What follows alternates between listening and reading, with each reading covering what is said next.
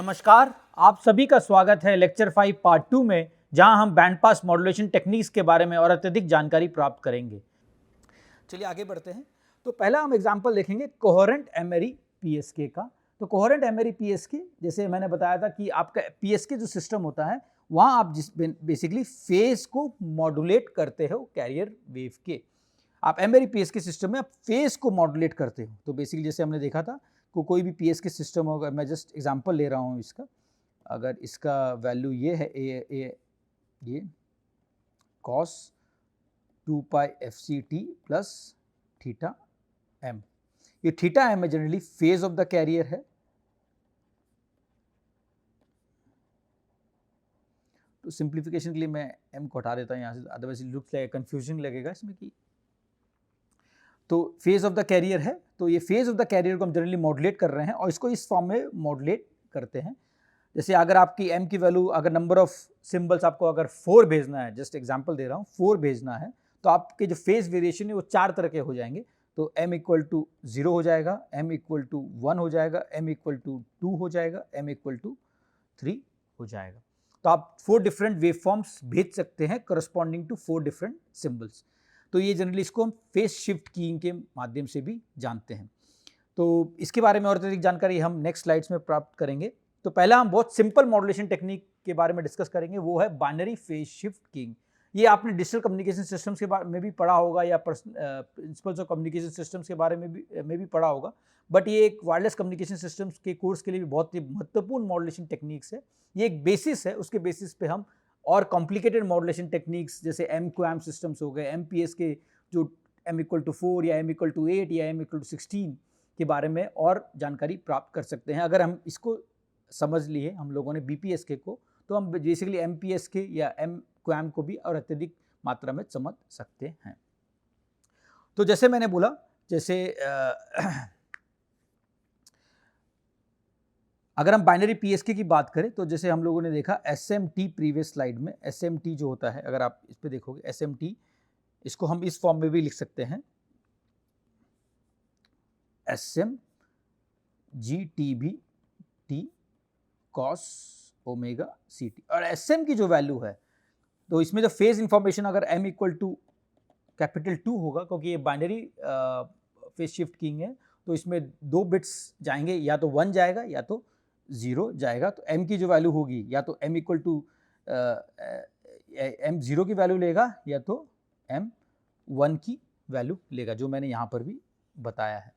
तो हम इसको मैपिंग कर सकते हैं। अगर आपका बाइनरी बिट सपोज 1 रहा तो हम m इक्वल टू 0 लेंगे, अगर आपका बाइनरी बिट 0 रहा तो m इक्वल टू 1 लेंगे। तो बेसिकली इसका कॉरस्पॉन्डिंग चेंज कैसा होता है, अगर मैं इसको जस्ट सिंप्लीफाइड फॉर्म में लिखूंगा तो ये इस फॉर्म में लिख सकता हूँ, मैं इसको इस फॉर्म में भी लिख सकता हूँ,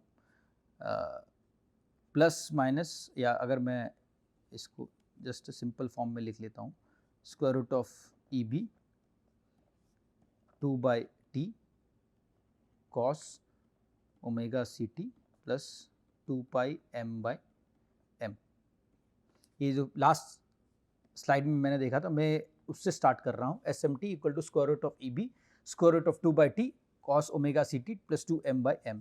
तो m जो है वो 2 वैल्यू ले सकता है, m इक्वल टू 0 ले सकता है और m इक्वल टू 1 ले सकता है। अगर मैं m इक्वल टू 0 लगता हूँ तो इसकी वैल्यू हो जाती है बहुत सिंपली, जो अगर m इक्वल टू 0 लेता हूँ, अगर मैं यहाँ लिखता हूँ, यहाँ जगह है, अगर m इक्वल टू 0 लेता हूँ तो S0t square root of EB 2 by t cos omega c t. और वैसे ही मैंने m इक्वल टू 1 लिया तो इसकी वैल्यू आ जाएगी S1t square root of EB 2 by t cos omega c T plus pi. M right? इसको पाई की वैल्यू में लिख लें, तो क्योंकि m की वैल्यू 2 है, और इसको मैं अगर ब्रेक कर सकता हूँ तो इसको इस फॉर्म में लिख सकता हूँ, स्क्वायर रूट ऑफ EB, क्योंकि cos omega c T plus pi minus cos pi, okay, minus cos omega c t, ठीक है। तो 2 by t cos omega c t, तो S02t इस फॉर्म में आ जाएगा और S1t इस फॉर्म में आ गया, ठीक है। तो इस फॉर्म को मैंने इस फॉर्म में यहाँ पर मेंशन किया है। और मैपिंग जैसे मैंने बताया, अगर आपके समझो बाइनरी स्ट्रीम आ रही है कुछ इस तरह से 1 0 0 1 1 0 0 1, आपको डेटा आ रही है इस बाइनरी स्ट्रीम में, आप इसको मॉडुलेट करना चाहते हो तो आप बीपीएसके के फॉर्म में इस तरह से मॉडुलेट कर सकते हो। जैसे 1 आएगा आप इसको m इक्वल टू 0 करके ये सिग्नल भेज सकते हो S0t, और जैसे 0 आएगा m को 1 करके आप S1t भेज सकते हो। जैसे फिर से 0 आया तो आप इसको m इक्वल टू 1 कर सकते हो। मैं ऐसे कर देता हूँ, m इक्वल टू 1 आएगा तो इसको आप S1t कर सकते हो। फिर से जैसे 1 आया तो आप इसको m इक्वल टू 0 S0t कर सकते हो। तो आप देखो सिग्नल फ्लक्चुएट हो रहा है 0 और पाई के बीच में। जैसे आपके जैसे आपका 1 आया तो आप S0t भेज रहे हो, और आप जैसे आपका बाइनरी बिट 1 जैसे 1 आया तो आप S0t भेज रहे हो, बाइनरी बिट 0 आया तो S1t भेज रहे हो। जैसे आपकी रैंडम इन्फॉर्मेशन आ रही है, बिट्स आ रही है 1 0 0 0 1 1 1 बाइनरी बिट्स आ रही है, आप उसको मॉडुलेट कर रहे हो कैरियर वेव में, और कैरियर वेव का फेज जो है वो मॉडुलेट हो रहा है 0 और पाई के बीच में। उसके बेसिस पे हम ये वेव फॉर्म भेज रहे हैं S0t या S1t। आई होप आपको ये समझ में आया होगा, जिससे हम कैसे बाइनरी बिट्स को, तो बाइनरी बिट्स आ रही हैं आपकी क्वांटाइजेशन के बाद या जिसके बाद भी आपके बाइनरी बिट्स जो आ रही हैं, जो आपकी डिजिटल बाइनरी बिट्स जो आ रही हैं उसको हम किस तरह से कैरियर वेव पे मॉडुलेट कर रहे हैं। तो जैसे मैंने बताया, जब 1 आएगा तो आप इसको m इक्वल टू 0 करके S0t भेज सकते हो, और जैसे आपका बाइनरी बिट 1 हुआ तो आप m इक्वल टू 1 करके S1t भेज सकते हो। तो अल्टीमेटली आप ये वेव फॉर्म भेज रहे हो। और जो आपका अगर S0t है तो basically square root of EB आएगा SM की वैल्यू यहाँ पर, और अगर m इक्वल टू 1 है तो minus square root of EB आएगा SM का वैल्यू यहाँ पर। तो आपको एक ब्रॉड लेवल बीपीएसके के बारे में जानकारी प्राप्त हो गई है। ओके, और EB जो होता है, क्योंकि बीपीएसके जो वेवफॉर्म होता है बाइनरी फेज शिफ्ट कीइंग होता है, वहाँ पर बिट्स का कॉन्सेप्ट होता है, वहाँ सिंबल और बिट सेम होते हैं, क्योंकि आप बाइनरी के टर्म्स में डील कर रहे हो, तो वहाँ जो सिंबल एनर्जी होगी वो बिट एनर्जी दोनों सेम होगी, क्योंकि यहाँ सिंबल का कॉन्सेप्ट बिट्स के फॉर्म में होता है, क्योंकि बाइनरी मॉडुलेशन स्कीम है। और टी जो होता है वो बिट ड्यूरेशन है, और GTB जनरली हम 2 स्क्वायर रूट ऑफ 2/t को हम GTB से यहाँ डिनोट किए हैं, तो GTB equal to square root of 2/t। जैसे मैंने बताया, इन बीपीएस के modulation the modulating signal shift the phase of the carrier wave between 0 and pi. जैसे मैंने बताया ये 0 और पाई के बीच में शिफ्ट करता है, उसके मुताबिक आप S0t और या S1t भेजते हो। तो ये ब्रॉड लेवल जानकारी आपको मैंने बीपीएसके के बारे में दी है।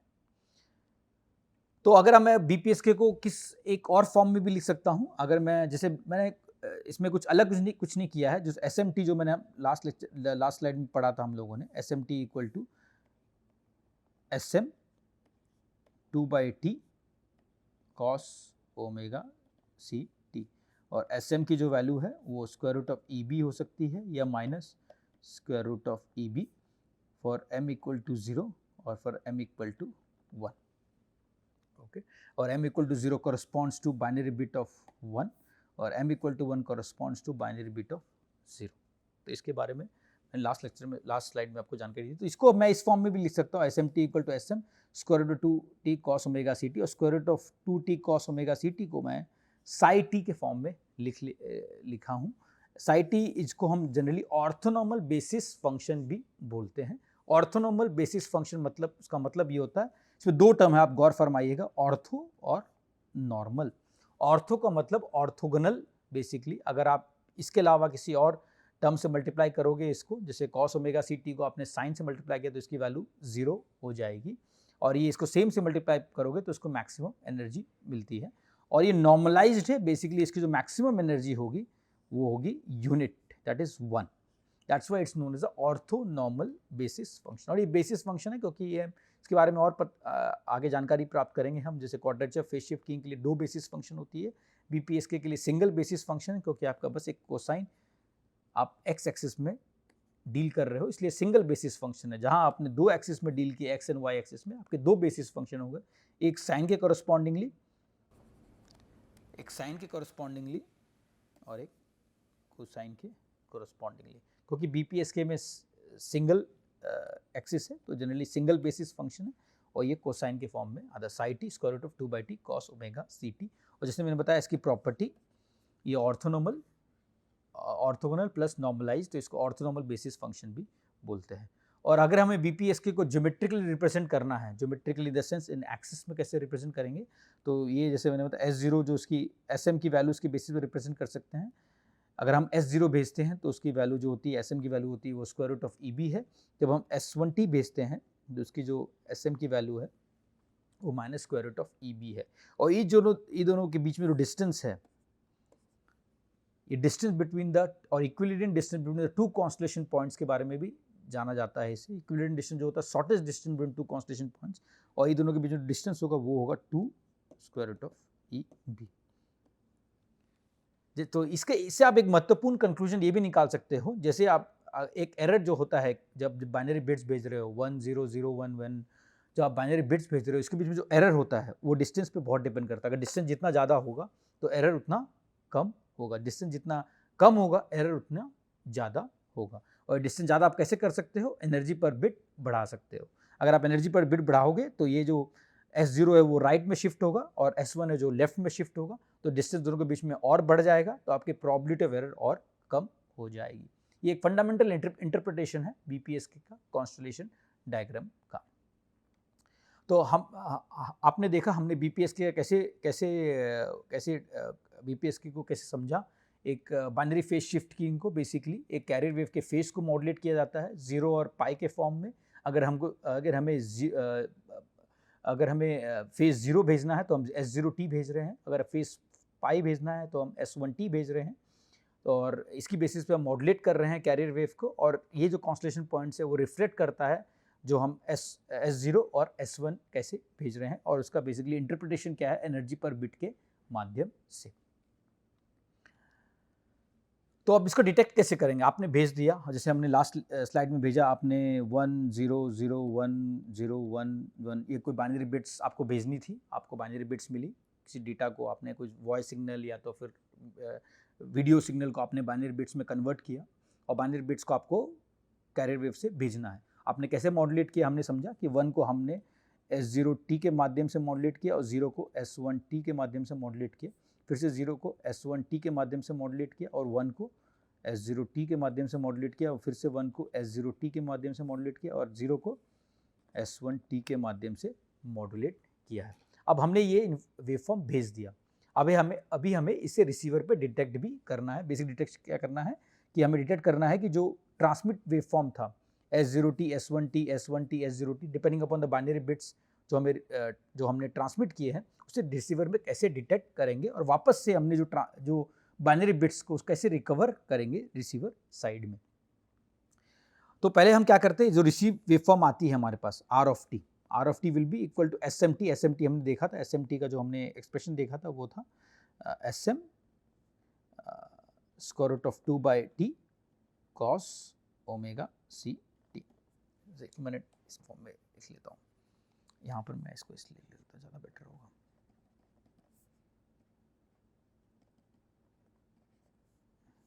Square root of EB, sorry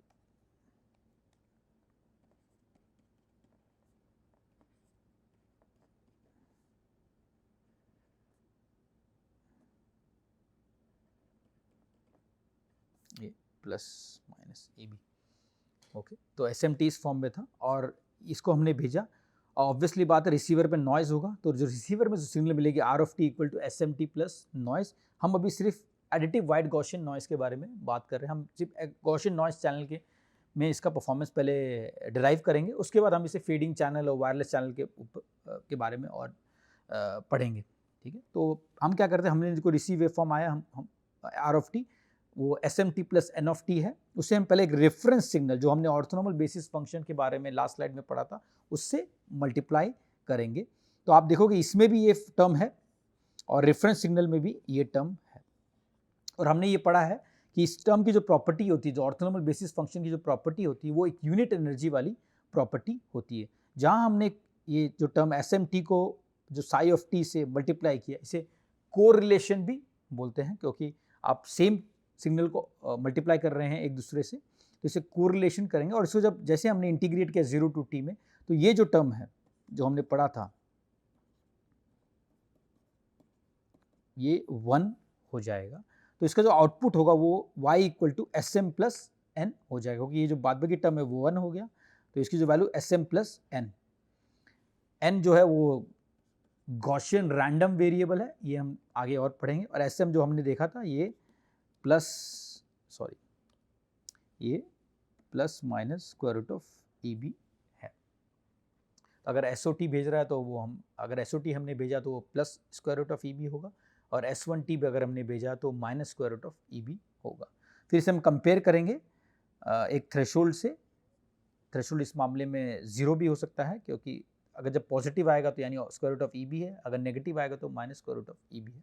और फिर हम डिटेक्ट करेंगे कि अगर ये पॉजिटिव हुआ तो बेसिकली m इक्वल टू 0 था, अगर नेगेटिव हुआ तो m इक्वल टू 1 हो। m इक्वल टू 0 करस्पॉन्ड करता है कि हमने बाइनरी बिट 1 भेजा था, और m इक्वल टू 1 करस्पॉन्ड करता है कि हमने बाइनरी बिट 0 भेजा था। ओके, चलिए आगे देखते हैं। तो उसी को मैंने इस स्लाइड में एक्सप्लेन किया है। तो कोरिलेटर का जो आउटपुट होगा जब हम कोरिलेट किए हैं, तो उसके बाद जो ये मल्टीप्लाइड बाय ये, तो ये जो हमने पढ़ा था ऑलरेडी हमने बताया है इसके बारे में, sine square t will be equal to 1। तो इसका जब C1 की जो वैल्यू होगी वो स्क्वायर रूट ऑफ EB होगी, और C2 की जो वैल्यू होगी वो minus square root of EB होगी।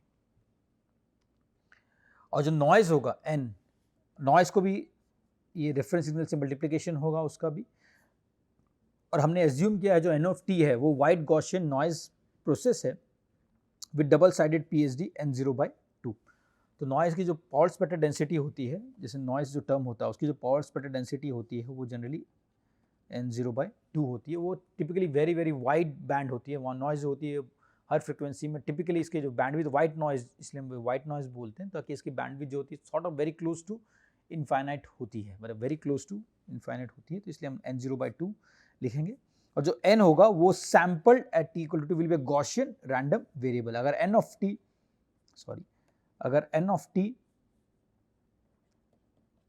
रैंडम प्रोसेस है तो n जो होगा वो गॉसियन रैंडम प्रोसेस है ये, तो n होगा वो होगा गॉसियन रैंडम वेरिएबल है, क्योंकि हम एक स्नैपशॉट और time instant n of t का ले रहे हैं, तो एक गॉसियन रैंडम वेरिएबल होगा। और उसका वेरिएंस अगर हम निकालना चाहें, जैसे हमने बताया कि वो एक गॉसियन रैंडम वेरिएबल, उसकी मीन 0 होगी और वेरिएंस सिग्मा स्क्वायर होगा। उसका वेरिएंस अगर निकालना चाहे तो हम निकाल सकते हैं इस फॉर्म में, क्योंकि मीन 0 है तो हम डायरेक्टली इस फॉर्म में निकाल सकते हैं N0/2। अब फिर से हम इसको इंटीग्रेट करेंगे, इसको n स्क्वायर यानी इसका स्क्वायर, साई स्क्वायर का वैल्यू हमको ऑलरेडी पता है वो 1 है, तो इसकी जो वेरिएंस होगी वो N0/2 होगी। तो हमें वेरिएंस भी पता चल गया नॉइस का। ओके, और हमें अगर इसको डिटेक्ट करना है, जैसे हमको अब थ्रेशोल्ड पता करना है, जैसे हमने देखा था कि डिटेक्शन के लिए हमें पता करना है कि थ्रेशोल्ड की वैल्यू क्या होगी। तो हमने देखा कि अगर आप इसको देखोगे ज्योमेट्रिकल रिप्रेजेंटेशन ऑफ BPS के, जिसके बारे में हम थोड़ी देर पहले पढ़े थे, वो आप देखोगे थ्रेशोल्ड कैसे निकालते हैं। जनरली जो पॉजिटिव है और नेगेटिव है डिवाइडेड बाय 2, तो square root of EB minus square root of EB by 2।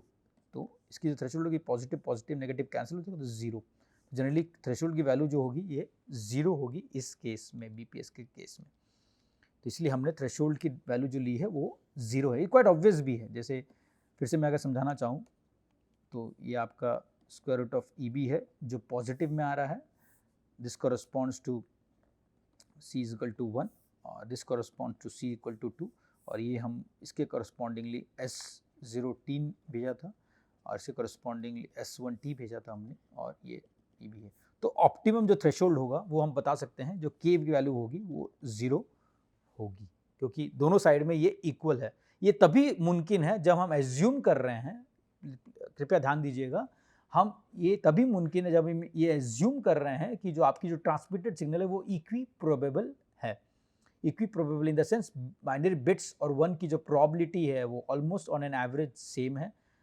Okay, ये एक बहुत ही इंपॉर्टेंट। और जो नॉइज़ है आपका वो गॉसियन रैंडम वेरिएबल है, उसके बारे में हम और अत्यधिक डेरिवेशन और अत्यधिक आगे पढ़ेंगे।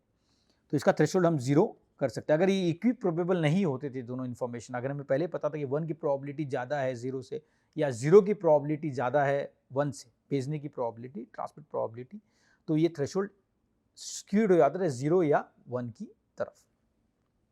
तो इसका लाइक्लीहुड रेशियो अगर हम निकालना चाहेंगे तो ये इसका लाइक्लीहुड रेशियो होगा, और ये hypothesis H1 and H2। H1 hypothesis ये होता है, जनरली आपने S1T भेजा, सॉरी S0T भेजा है,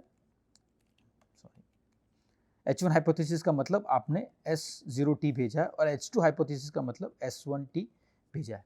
क्योंकि अगर नॉइज नहीं होता तो हाइपोथेसिस हमेशा करेक्ट होता। अगर आपने S0T भेजा हुआ तो रिसीवर बिना नॉइज के, अगर कोई नॉइजलेस सिस्टम रहा रिसीवर पे, तो ऑब्वियसली वो S0T डिटेक्ट करेगा, और अगर आपने S1T भेजा था तो ऑब्वियसली रिसीवर साइड में भी S1T ही डिटेक्ट होगा। लेकिन नॉइज के प्रेजेंस में S1T या तो S22 डिटेक्ट हो सकता है, S0T S1T डिटेक्ट हो सकता है, या S1T S0T डिटेक्ट हो सकता है। तो ये लाइक्लीहुड रेशियो में इसके हाइपोथेसिस फॉर्म में निकाल सकते हैं।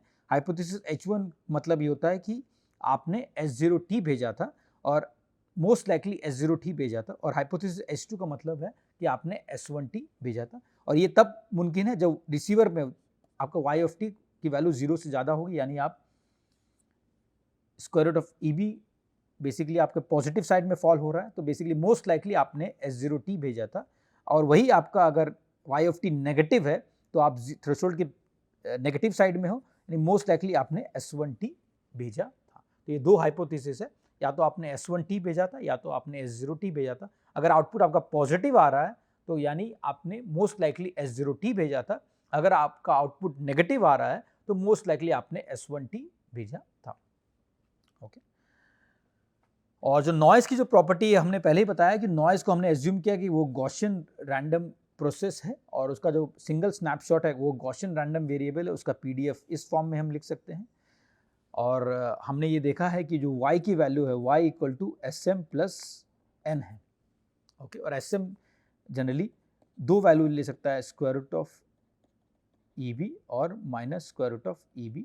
स्क्वायर रूट ऑफ EB जो हमने उसको C1 बोला है और C2 बोला है आफ्टर द कोरिलेटर के आउटपुट में। तो हम जनरली y को इस फॉर्म में भी लिख सकते हैं, जो नॉइज़ है इसको इस फॉर्म में लिख सकते हैं कंडीशनल प्रोबेबिलिटी में, कि अगर मैंने S1 भेजा था, क्या प्रोबेबिलिटी है कि अगर मैंने y रिसीव किया है तो क्या प्रोबेबिलिटी है कि S1 भेजा था या S2 भेजा था, उसको इस फॉर्म में भी मैं लिख सकता हूँ, क्योंकि नॉइज़ की जो PDF है वो है गॉसियन PDF।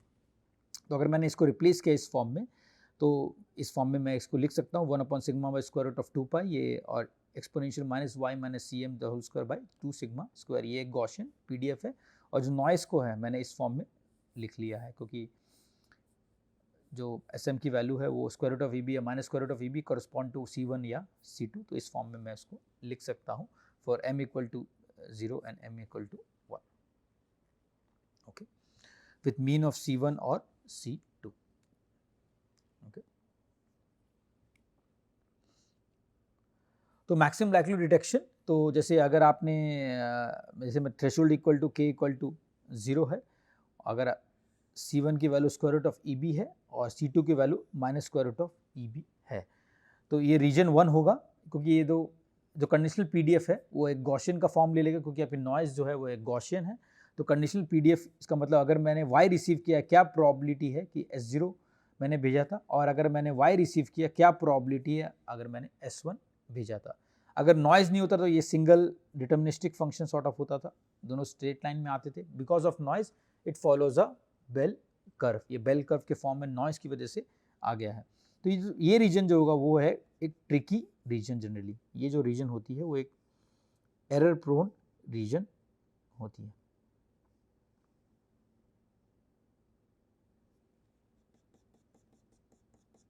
क्योंकि आप अगर देखोगे, अगर मैंने S1 भेजा था, अगर वो इस रेड वाले रीजन में फॉल करती है, अगर मैंने S1 भेजा था और वो इस अगर रेड वाले रीजन में फॉल करती है, ये रेड वाले रीजन में फॉल करती है, मैंने S1 भेजा है फॉर इंस्टेंस, अगर वो रेड वाले रीजन में फॉल करती है तो मोस्ट लाइकली वो डिटेक्ट एज अ S0 होगी, क्योंकि S1 की जो वैल्यू है इस पॉइंट के बाद वो कम हो रही है और S0 की वैल्यू बढ़ रही है, तो मोस्ट लाइकली वो S0 डिटेक्ट होगी। सिमिलरली अगर मैंने S0 भेजा था, अगर वो इस रीजन में फॉल होती है तो मोस्ट लाइकली वो S1 डिटेक्ट होगी। जितना ज़्यादा बड़ा ये रीजन होगा उतनी ज़्यादा आपकी प्रोबेबिलिटी ऑफ एरर बढ़ जाएगी। जैसे मैंने आपको पहले भी बताया था कि अगर ये डिटर्मिनिस्टिक फंक्शन होता था तो कोई इशू नहीं है, नॉइज़ बिना अगर होता तो ऑब्वियसली आप हमेशा आपका डिटेक्शन करेक्ट होता था, बट बिकॉज ऑफ नॉइज़ की वजह से आप अगर आपने S1 भेजा है तो S0 में डिटेक्ट होता है अगर ये पॉइंट के बाद वो फॉल करता है, और अगर आपने S0 भेजा था वो S1 में भी डिटेक्ट हो सकता है अगर वो इस रीजन में फॉल करता है। तो ये जो एरर रीजन को जनरली हम एरर रीजन के माध्यम से भी जानते हैं, और ये रीजन जितना बड़ा होगा, जितना आपका ज़्यादा वेरिएंस होगा नॉइज़ का, तो वो रीजन उतना ही बड़ा होगा और आपकी एरर प्रोबेबिलिटी उतनी बढ़ जाएगी। तो अगर हम इसका थ्योरेटिकली निकालना चाहें इसका एरर प्रोबेबिलिटी बीपीएसके का, तो क्वाइट ऑब्वियस है। एरर प्रोबेबिलिटी किस तरह से निकाल सकते हैं, समझो मैंने S1 भेजा है, अगर S1 को मैंने भेजा और वो S1 अगर इस रीजन में फॉल करता है, जैसे मैंने बताया इस रीजन में फॉल करता है, अगर मैंने S1 भेजा, अगर वो इस रीजन में फॉल करता है k टू इन्फिनिटी, क्योंकि ये कभी एंड नहीं होता ये कर्व, ये इन्फिनिटी कोई गॉसियन पीडीएफ है, और इस रीजन में फॉल करता है तो बेसिकली एरर हो सकता है। सिमिलरली अगर मैंने S0 भेजा है, अगर वो माइनस इन्फिनिटी टू k जो थ्रेशोल्ड है उस रीजन में फॉल करता है तो एरर हो सकता है। तो इसको दो तरीके से हम निकाल सकते हैं, और फिर से मैं स्ट्रेस दूंगा इस बात पे, ये तभी मुमकिन है, ये दो एजम्पशंस पे बेस पे ये हम निकाल सकते हैं। पहला एजम्पशन ये है कि जो ट्रांसमिटेड इन्फॉर्मेशन है, जो बिट्स की जो ट्रांसमिटेड इन्फॉर्मेशन है या बिट जो जनरेट हो रही है ट्रांसमिटर 1010 जिसको आप मॉड्यूलेट कर रहे हो S0t में और S1t में, वो इक्वी प्रोबेबल है ऑन एन एवरेज, यानी आपकी जो प्रोबेबिलिटी है 1 की और 0 की इट्स नॉट स्क्यूड, आपकी इक्वी प्रोबेबल है। सेकेंड, जो नॉइज है आपका वो गॉसियन नॉइज है जो फॉलो करता है एक बेल कर्व। अगर ये दो एजम्पशन सेटिस्फाई हो रहे हैं तो इसके बेसिस पे हम प्रोबेबिलिटी ऑफ एरर निकाल सकते हैं बाइनरी फेज शिफ्ट कीइंग के लिए। प्रोबेबिलिटी ऑफ एरर किस तरह से निकाल सकते हैं, अगर आपने S1 भेजा है और वो इस रीजन पे फॉल कर रहा है, ऑपोजिट रीजन में फॉल कर रहा है, और उसकी प्रोबेबिलिटी क्या है, आपने ये भेजा S1 भेजा और वो इस रीजन में फॉल कर रहा है, ये कंडीशनल प्रोबेबिलिटी है। आपको Y रिसीव किया है, भले आपने S1 भेजा था लेकिन वो फॉल कर रहा है इस रीजन में, ऑपोजिट रीजन में, जो रेड की रीजन जो मैंने यहाँ दिखाई है आपको, ये रेड की रीजन में अगर वो फॉल कर रहा है तो एरर हो जाएगा। सिमिलरली मैं अगर इसको दूसरे ढंग से भी लिखना चाहूँ तो मैं लिख सकता हूँ, अगर मैंने S0 भेजा है, अगर मैंने S0 भेजा है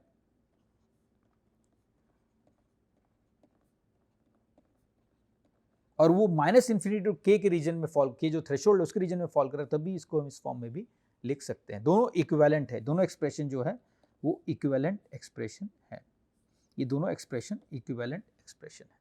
तो अगर मैं इसको सॉल्व करूंगा तो y बाई ए हमने कंडीशनल पीडीएफ का एक्सप्रेशन लास्ट स्लाइड में ऑलरेडी देखा है, और मैं बाई इंटीग्रेशन बाई सब्स्टिट्यूशन में उसके बारे में ज़रा आपको मुझे लगता है आपको उसके बारे में ऑलरेडी पता होगा। मैं इसको अगर सब्स्टिट्यूट कर लियो इस फॉर्म में तो इसको मैं सॉल्व करता तो ये क्यू फंक्शन के बेसिस पे मैं प्रोबेबिलिटी ऑफ एरर को इस फॉर्म में लिख सकता हूँ, Q function of k kappa minus C2 by gamma.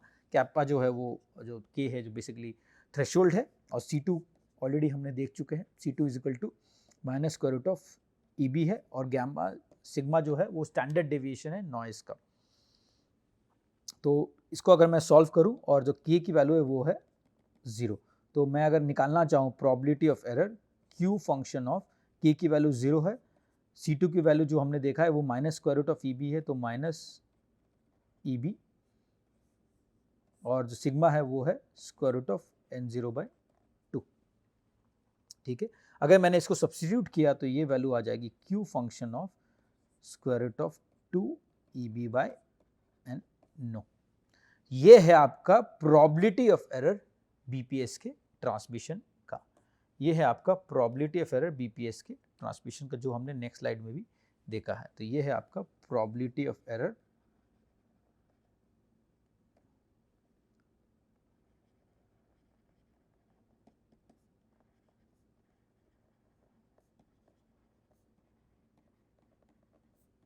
ये बहुत ही महत्वपूर्ण एक्सप्रेशन है, ये probability of error for BPS के बाइनरी फेज शिफ्ट की transmission, Q function of square root of EB by 2EB by NO। इससे आपको दो चीज़ पता चल जाती है, अगर आपकी EB की वैल्यू बहुत ज़्यादा है तो आपकी प्रोबेबिलिटी ऑफ एरर कम होगी, क्योंकि argument of Q function increase हो जाएगी और प्रोबेबिलिटी ऑफ एरर कम हो जाएगी। इसका मतलब ये हो जाएगा, अगर मैं ग्राफ के माध्यम से आपको समझाने की कोशिश करूँ, जो हमने ये पिछले स्लाइड में ग्राफ देखा था, अगर आपकी ईबी की वैल्यू बढ़ जाएगी तो ये लेफ्ट साइड शिफ्ट हो जाएगी, ये राइट साइड शिफ्ट हो जाएगा, ये जो रीजन है आपकी एरर रीजन है वो कम हो जाएगी और आपकी प्रोबेबिलिटी ऑफ एरर भी कम हो जाएगी।